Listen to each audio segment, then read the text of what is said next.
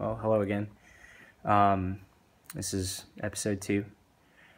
So today I've got a couple things to talk about. The first is Chinese President Xi Jinping visited the United Kingdom this week. And the 4-day visit primarily designed to strengthen economic ties between Britain and China. But the big thing is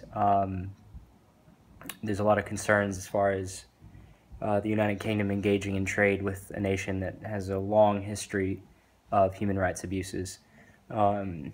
David Cameron, the British Prime Minister, said that the visit would usher in a golden era of trade between the two nations. But another commentator, a guy named David, and I'm probably going to butcher this name, I'm bad with names, David Metham, who's the United Kingdom Director for Human Rights Watch, says that the organization is not opposed to the deal because they're opposed to trade or opposed to investment, but rather they just want to express concerns regarding China's history of human rights abuses.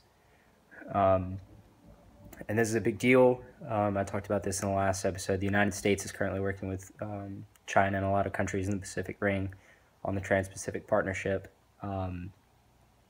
So this is just another world power engaging in trade in the Pacific. I heard about this on Twitter, on the CNN Twitter feed. So I was just scrolling through there and wanted to find something to talk about that was besides the 2016 election, and this is the first thing that popped up.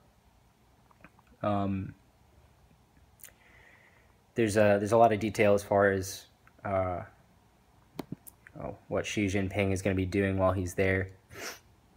He's meeting with members of the royal family, but the big deal with it is Human Rights Watch has expressed concerns that the Prime Minister isn't focusing at all on human rights abuses and just wants to talk about trade.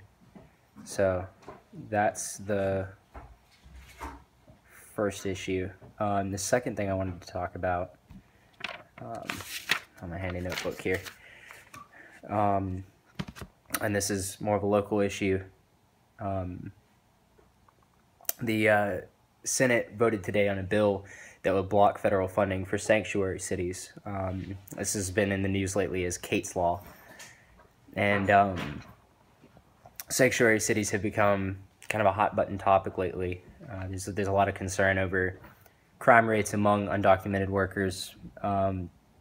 And basically what this bill would have done would be reduce funding to cities that have become sanctuary cities. I think the number, if I can pull up the article again, I found this on Twitter.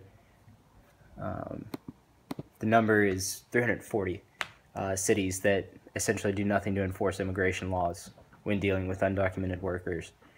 And so the official title of the bill was the Stop Sanctuary Cities Act. And like I said, they voted on it today, and it failed on a 54 to 45 vote. They needed 60. They didn't quite get it.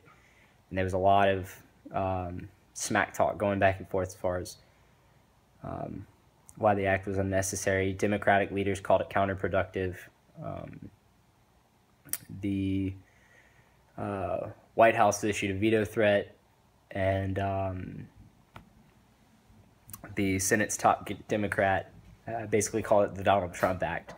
There's a lot of controversy surrounding this issue from the get-go, but personally, I think it would have been a good idea. I think immigration is kind of a big issue in our country. There are arguments both ways, but I don't see anything that would have made this unnecessary or counterproductive. It simply sought to add some teeth to enforce immigration laws that are already on the books.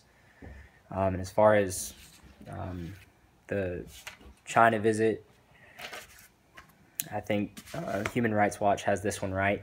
I think there's a long and well-documented history of rights abuses and labor rights abuses in China, and I think that the British government would be missing the mark if they didn't bring those things up. So, thanks for watching.